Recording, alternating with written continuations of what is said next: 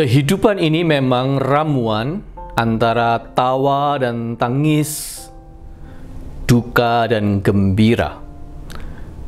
Kitab Pengkhotbah pasal 3 ayat 4 berkata, ada waktu untuk menangis, ada waktu untuk tertawa, ada waktu untuk meratap, ada waktu untuk menari. Keduanya ada, bagaikan dua simpul berbeda warna yang terjalin menjadi satu, menjadi anyaman tali kehidupan. Yang paling penting adalah kita mengetahui bagaimana keduanya terjalin menjadi satu, menganyam kehidupan kita. Dengan kata lain, bagaimana sifat hubungan di antara tangis dan tawa itu? Bagaimana sifat hubungan di antara keduanya? Di dalam Alkitab dijelaskan ada 3 sifat hubungan itu. Yang pertama adalah hubungan komplementer. Hubungan yang saling melengkapi, saling mengisi. Yang satu selalu ada bersama dengan yang lain. Tidak mungkin tidak. Tidak ada kesusahan yang sama sekali susah 100%. Tidak ada kesenangan yang total hanya senang saja. Taruh kata seseorang naik pangkat, naik gaji, tentu saja senang. Tetapi ingat, itu juga ada susahnya karena pekerjaannya menjadi tambah banyak, tanggung jawabnya pun menjadi lebih berat dan besar. Sebaliknya, kalau seseorang sedang terbaring sakit, memang tidak enak. Tetapi sebenarnya itu juga sebuah kesempatan baik untuk tubuhnya beristirahat, sekaligus jiwanya merenung lebih dekat dengan Tuhan. Kehidupan membuktikan itu. Hidup ini selalu terdiri dari keduanya. Keduanya hadir, tampil bersama-sama, menjalin peran satu sama lain, saling melengkapi, saling mengisi, komplementer. Sekaligus saling memberi arti, sama seperti cahaya lampu yang terang akan bersinar terang dalam kegelapan malam, dan juga warna putih akan bercahaya cerah kalau berada di dalam background warna yang gelap. Hidup ini komplementer antara tangis dan tawa, duka dan gembira. Pasti. Oleh karena itu, jangan kecil hati dikala engkau sedang susah. Dan juga jangan takabur dikala engkau sedang senang. Hubungan yang kedua adalah hubungan yang bersifat komparatif.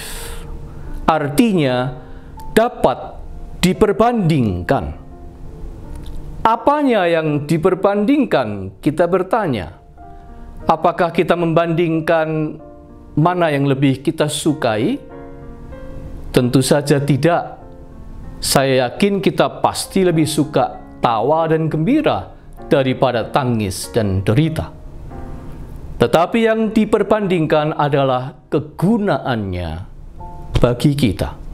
Kegunaannya untuk membuat kita menjadi orang yang lebih baik.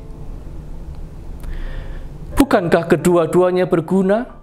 Ya, tetapi ada yang lebih berguna.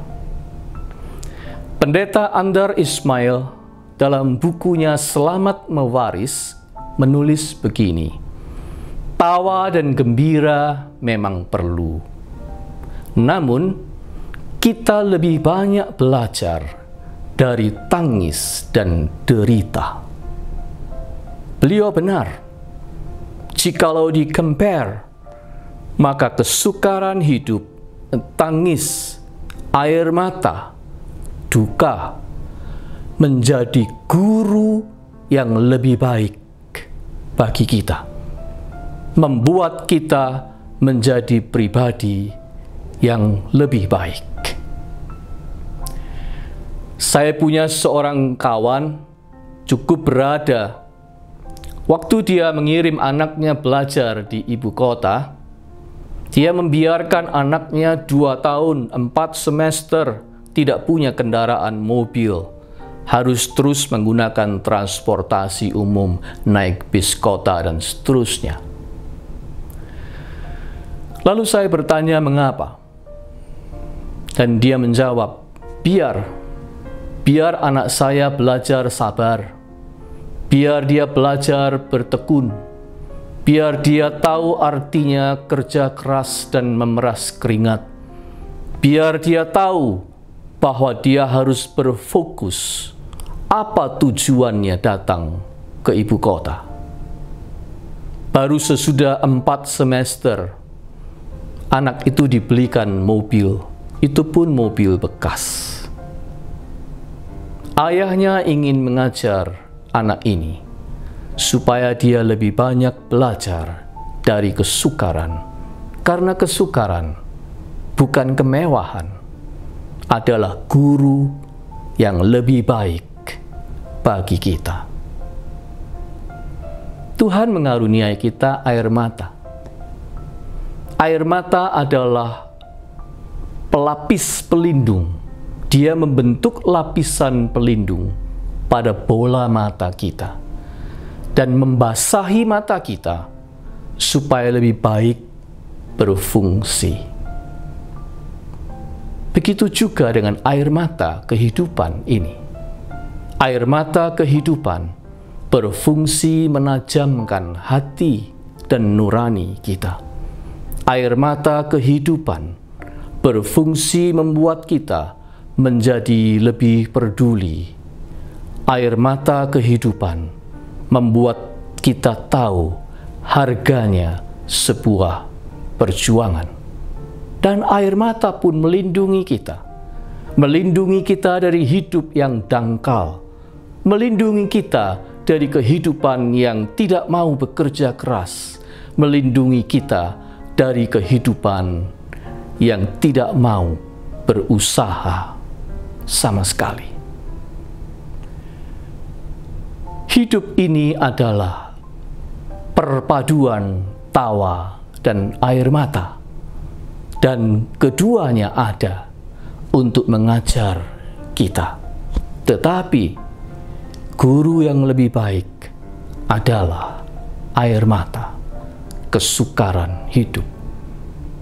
Pemazmur berkata, masa hidup kami 70 tahun, jikalau kami kuat 80 tahun, dan kebanggaannya adalah kesukaran dan penderitaan. Pemazmur tahu kesukaran dan penderitaan mengajarnya lebih banyak. Itu sebabnya di ayat berikut dia berkata, ajarlah kami menghitung hari-hari kami, supaya kami beroleh hati yang bijaksana. Mazmur 90 ayat 10 sampai dengan 12. Sifat hubungan yang ketiga, yaitu kronologis. Tangis dan tawa seharusnya mempunyai hubungan kronologis. Yang satu mendahului yang lain. Berakit-rakit dahulu, berenang-renang ke tepian, bersakit-sakit dahulu, bersenang-senang kemudian, menabur dengan cucuran air mata, dan menuai dengan sorak-sorai. Jangan dibalik urutannya. Jangan mudah tergoda untuk hidup dengan kemudahan. Jangan mudah mengikuti godaan hidup menempuh jalan pintas. tidak mau yang susah, membuang yang tidak enak. Kita ingin berhasil tanpa kerja keras, tidak mungkin. Kita ingin tertawa tanpa mengerti air mata itu apa, tidak mungkin. No pain, no gain. Itulah prinsip yang berlaku di dalam kehidupan ini. Oleh sebab itu, jikalau kita memahami 3 sifat hubungan antara tangis dan tawa, maka kita akan dibuat lebih mudah merangkul keduanya, lebih mudah untuk merasa lega dan bersyukur bahwa dalam hidup ini ada kedua-duanya.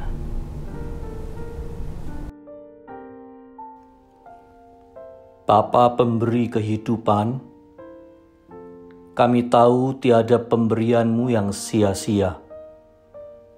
Hanya tak semuanya kami suka.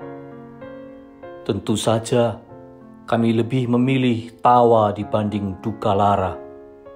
Sekalipun derita mengajar kami untuk menjadi bijaksana. Kami tak suka menelan yang pahit, apalagi yang terasa sakit.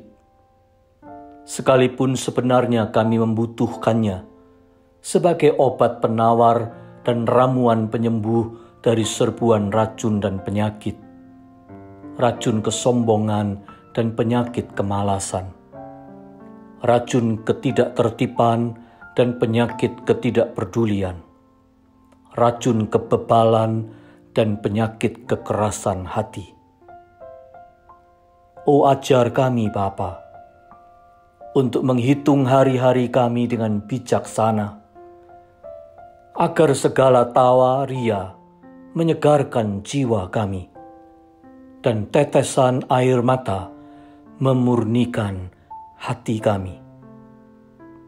Mampukan kami Bapa, untuk sedia bergiat dan berjuang, sabar menanti datangnya fajar terang, tekun berkeringat tatkala menyambut berkat-Mu datang. Tolong kami untuk merangkul kehidupan ini dengan hati lapang, sambil membunyikan nada-nada syukur kami untuk berdendang riang. Demi Kristus, Tuhan kami bersembahyang. Amin.